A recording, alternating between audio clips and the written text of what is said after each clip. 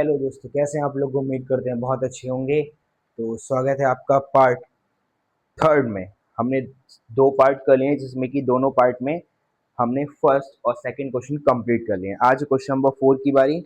Start करते हैं question number 4। Question 4 लिखा है, which of the following pairs of linear equations are consistent and या और oblique inconsistent. Consistent obtain the solution graphically. अगर ये कंसिस्टेंट आया है तो हमें ग्राफ बनाना होगा, जैसा हमने लास्ट वाली वीडियोस में किया है। और अगर इनकंसिस्टेंट आ रहा है तो हमें ग्राफ नहीं बनाना है। तो हम स्टार्ट करते हैं।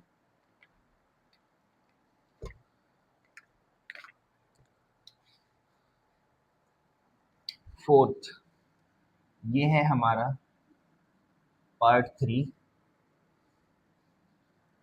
Chapter 3, class 10।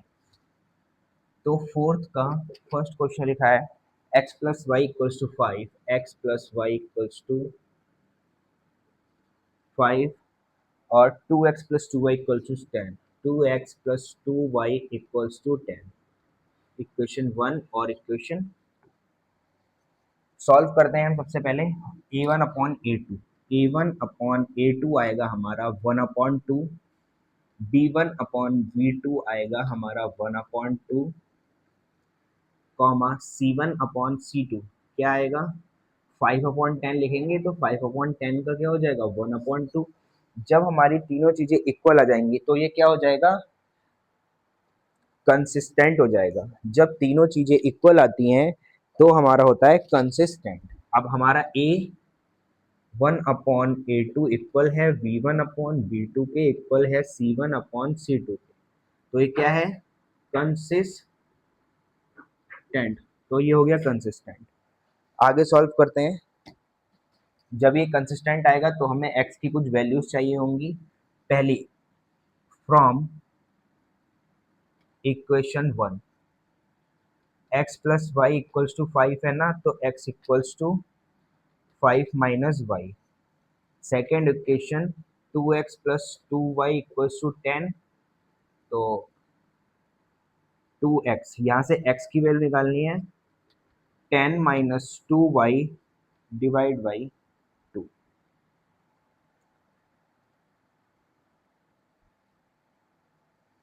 चलिए स्टार्ट करते हैं।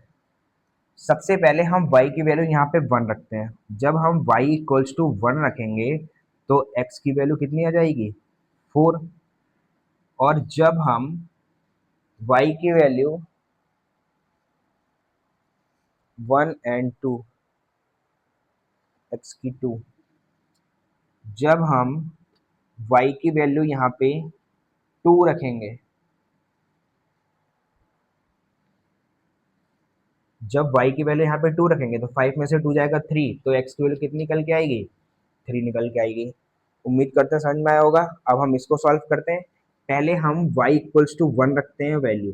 y की वैल्यू हम 1 रखेंगे तो 2 1 जो 2, 10 में से 8, यानी तो हमारा कितना बचेगा, 10 में से 2 जाएगा 8 और 2 से डिवाइड करो तो x की वैल्यू कितनी आ जाएगी 4। और जब हम y इक्वल टू 0 रखेंगे तो 2 0 0, 10 माइनस 0 10 बचेगा, यानी कि तो x की वैल्यू कितनी आएगी 5 आ गई। अब इसको ग्राफ पे शो करते हैं। 0 1 2 3 4 5 6 7 8, 1 2 3 4 5 6। पहला हमने x बराबर 4 और y बराबर 1, यानी x4 ये है, y1 ये है, 1 कॉमा 4। फिर y बराबर 2, x बराबर 3, x बराबर 3 ये है और y बराबर 2 ये है। ये कितना आया 3 कॉमा 2।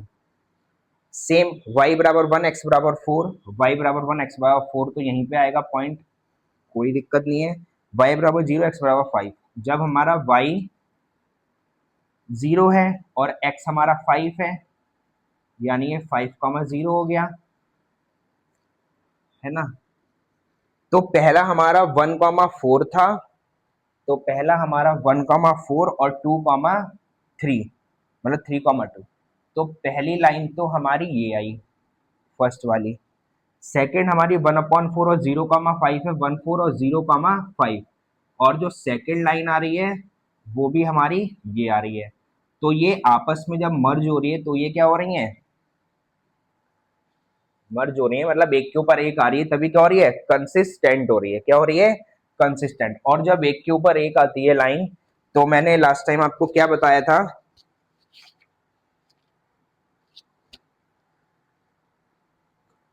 कंसिडेंट लाइंस। जब एक के ऊपर एक आती है यानी तीनों ए बराबर बी बराबर सी इक्वल्स टू होता है, तो एक के ऊपर एक लाइन ऐसे करके होती है, तो वो क्या होती है, कोइंसिडेंट होती है। उम्मीद करते हैं समझ में आया होगा।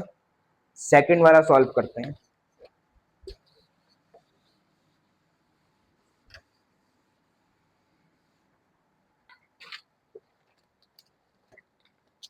सेकंड क्वेश्चन लिखा है x minus y equals to 8, x minus y equals to 8 और 3x minus 3y, 3x minus 3y equals to 16। A one upon A two पहले हम निकालते हैं, तो ए वन है 1, ए टू है 3, comma B one upon B two अगर हम निकाले तो -1 -3, तो माइनस प्लस इसका भी क्या, -1 -3 माइनस कट जाएगा 1/3।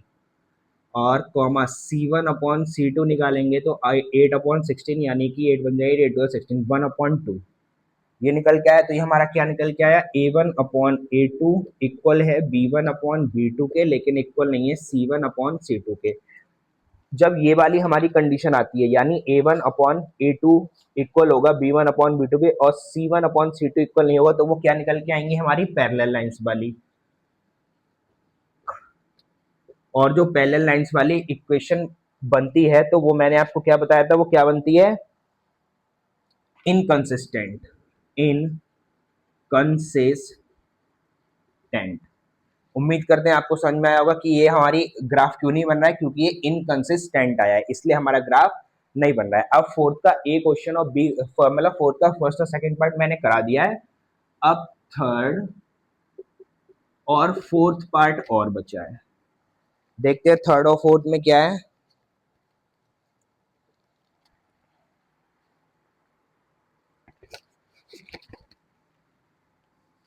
थर्ड क्या दे रखा है, 2x plus y, 2x plus y minus 6 equals to 0, 4x-2y -4 equals to 0। Solve करेंगे, A1/A2 आएगा 1/2, क्योंकि 2 ऊपर 4 नीचे, तो 1/2 हो जाएगा।